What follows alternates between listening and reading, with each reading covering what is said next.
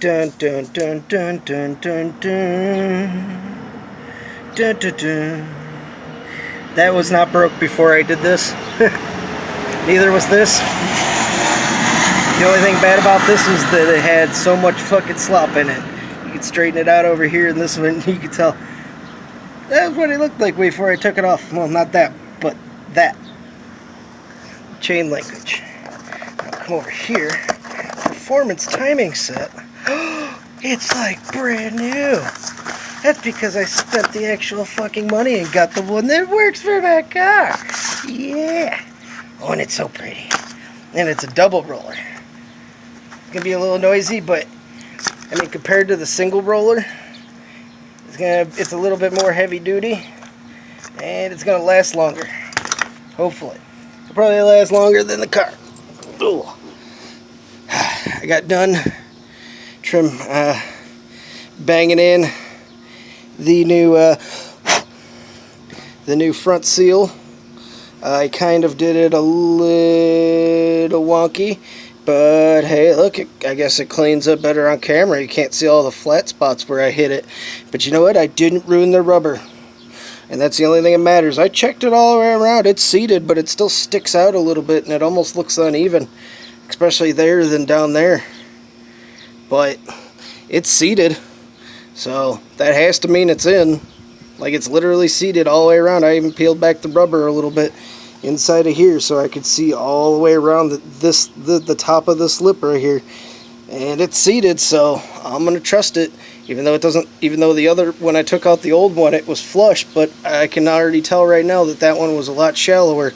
So the way how this one sits, it's gonna have to work. It's probably gonna leak eventually, probably because I put those extra little flat spots in it, and there's probably a special way to put it in. I used the back of this. I used this right here of the gear, of the top timing gear, with a rag over it that's sitting on. Yeah, you can see the timing marks in it where I was beating the hell out of it. Well, anyway, that is that. That is that guy. And this will be going on there shortly. I just spent a whole bunch of time to clean this up, and I put that little guy in there.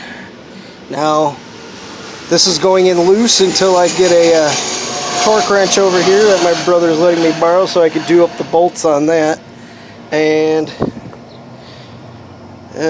we'll have to make sure we're on the 0 adjustment marker, which is right in the middle of all of them, which makes sense. So yeah, we'll line that up with that junk over there. I got done scraping all the gasket material and crap off the front of that and cleaned that all up, and hell yeah, so progress. So yeah, I'm gonna put it all together dry. I won't even tighten down these or anything. I'll just put like 4 or 5 of them in, or whatever it needs to hold it in place. Because eventually I'm gonna have to put that harmonic balancer back on over there. And the pulley behind it. Don't worry about that junk. I think that's the water pump that I have for it. Yeah, I think its water pump. And its alternator should be I think that might be the one off the station wagon, because the one that it has should still be underneath the toolbox that's right here on camera. There's a black toolbox, and underneath it is all the accessory pulleys for the front of that engine. So yeah, I just wanted to give a little bit of an update what I was doing out here, because some of you are wondering when I'm going to finish my garbage. Let's take the rubber band off here, and you'll actually get to see. If my timing gear would have been like this initially, I wouldn't have needed to do all that and trying to cut a groove into it and everything. I wouldn't have had to do that. Look at all that room in there. My pulley tool would have worked perfectly. But oh, look at that chain. Look at it. It's like, this thing is all just like it's all just like, it's like trying to move because it's all old. This one, you can't do that over here. Like, I'm not even pressing down, I'm actually lifting up, and that's probably causing tension. Like, I'm just trying to do that just sitting here like this, and it's not wanting to give me like back play. It doesn't want to play nice. It only worked when it was spinning in the car. Like this though, oh look at that, I can just hold it on one side and it's one fluid motion. I'll even lift up. I'll lift up a little bit. Yeah, see, look, that's, I don't know. All I know is it's got more fluid motion than that one. Especially with more teeth in it. More to go wrong.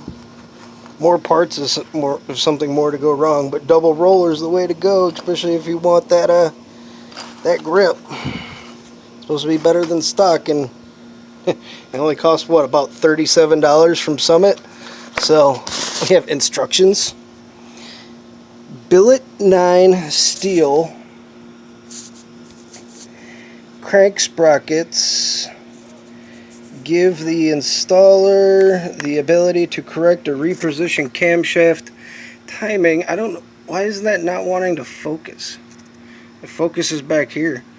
Timing during the engine assembly. Some camshaft manufacturers instruct the user to advance or retard camshaft timing to enhance particular performance characteristics of the camshaft. Movement is done quicker. Well, that's got the stock cam in it still, so I don't have to worry about adjusting any of this bullshit. And small block Ford. Apparently they're basically the same. Big block Chevy and small block Ford. Wait a minute, I had small block Chevy. I don't understand what's the difference.